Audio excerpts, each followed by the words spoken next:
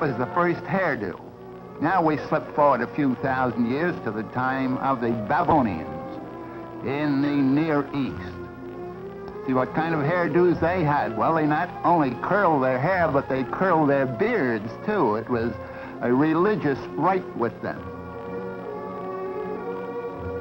Now we go over to the land of the Egyptians about 2,500 years BC, and notice a change. They shaved their heads completely, and they shaved their beards, too. But they wore an artificial beard made out of wood or horn or some such material. And the women, too, shaved their heads and wore wigs. Now, of course, we're talking about the aristocracy, the noble people and the rulers of those days, not the poor people. And here's an Egyptian woman with the kind of imitation hair or wig that was worn by the high-born ladies of those days. Another thing about the Egyptian women of those days was that the higher the headdress they wore, the more noble their blood was supposed to be. So you can see there was quite some competition among the ladies in a vertical way.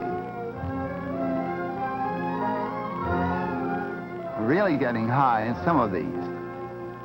Another peculiar thing was that when the princesses or queens acted in an official way, they too wore an imitation beard on their chins. Now we're coming forward to the Grecian days. And of course we know all about these from drawings and paintings of the old days and written descriptions. And many of these pieces, by the way, are actual survivals of those periods and have been preserved in antique shops and in museums. This is the Greek style of hairdo.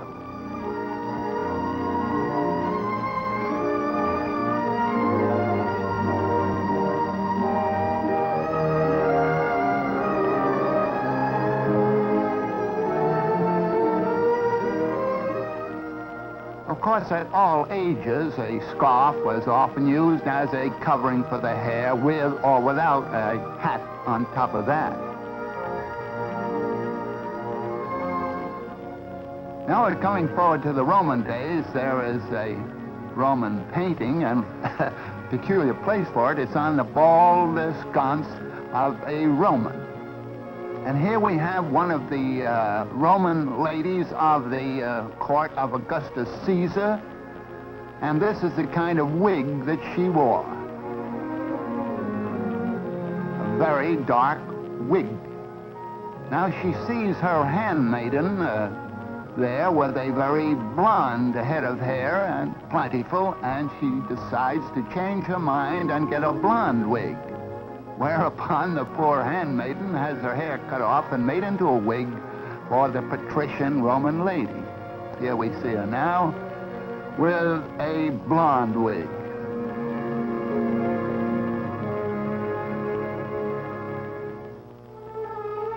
Well, we'll step forward about 1,000 years into the beginning of the medieval period.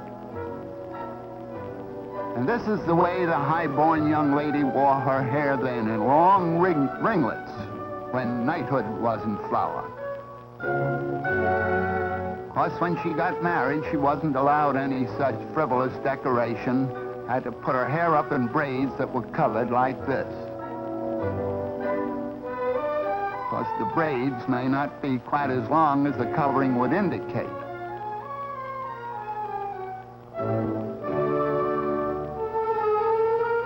Just a little added decoration.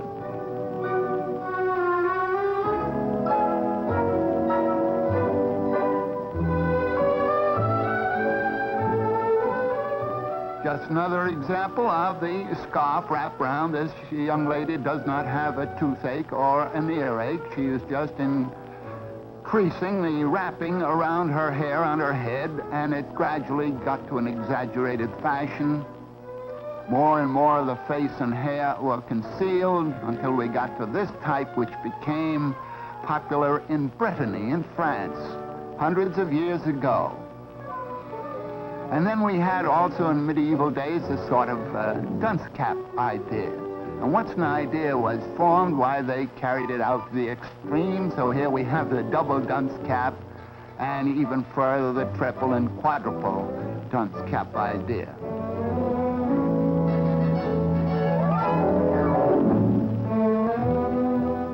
And of course, further decorations were added.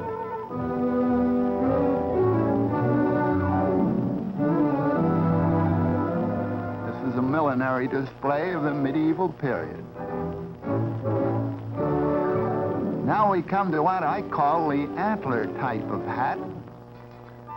Looks something like the spread of antlers of a water buffalo or some African gazelle.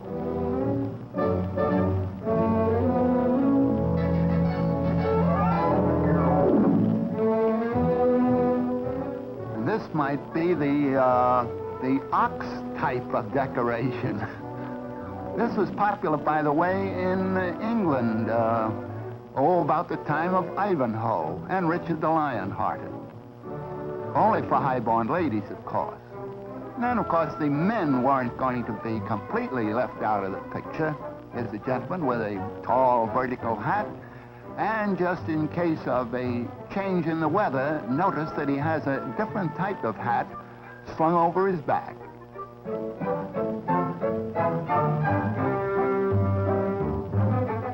Well, we're coming down through the ages a little bit, but not making much progress in the millinery department.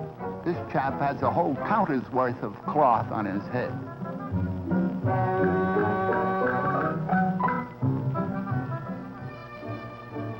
Now, this is on the neat side, but that hairnet is studded with precious jewels. In this case, it's the first cost and not the upkeep.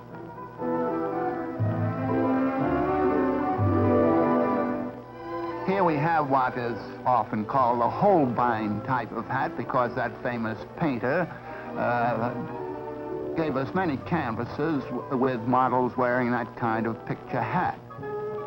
But Franz Hals and other famous painters also gave us their studio portraits with the same type of millinery decoration. Here's quite a different type. The hat is small, but the beard more than makes up for it.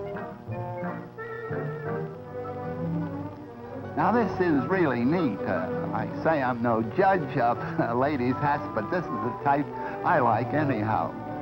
It'd be good in a high wind. Notice that the ruff is now coming in around the neck there. That would be around 1550, 1600 and through there. Just imagine all the handwork that went into the ironing of a ruff of that type. Many of the pictures by Van Dyck feature these ruffs.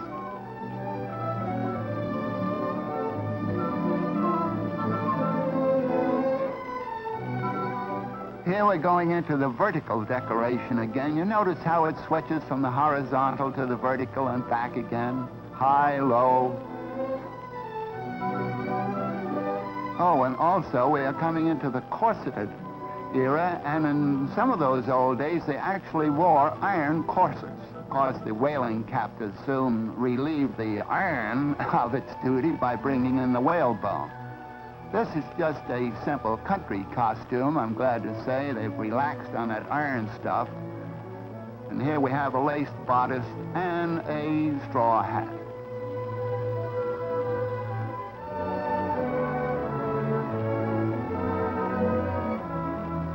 Now we're coming into the 17th and 18th centuries. This is a model of a painting by Van Dyck.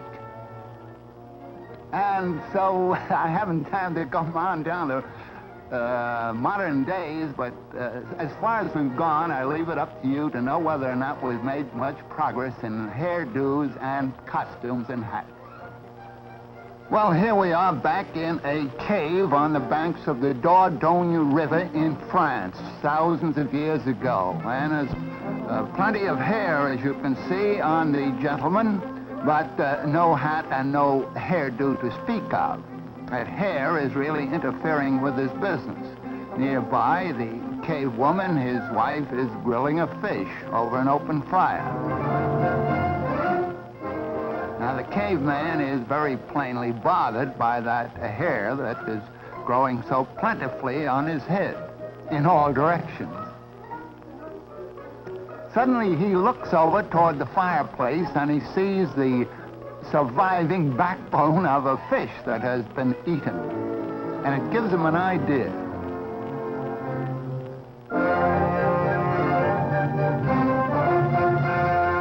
Now, I don't say that we have proof that this happened, but it could have happened, and some such original discovery must have been made.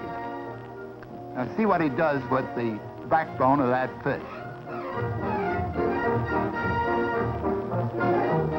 Puts up his hair as best he can and uses the backbone, or part of it, as a side comb to hold it in place.